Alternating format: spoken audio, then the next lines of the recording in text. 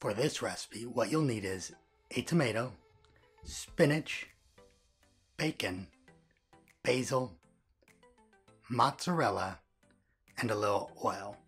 Now I'm using mozzarella fresca, and it's a more firm mozzarella, but you can use shredded mozzarella or any other kind that you want. I wouldn't use a yellow cheese because it does turn out a little too greasy. What I'm doing is I'm taking a large whole tomato and I'm going to end up cutting it into about 6 slices.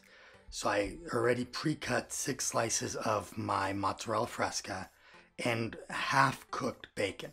And when I say half-cooked, I mean it's not completely brown because we are going to put this whole thing in the oven.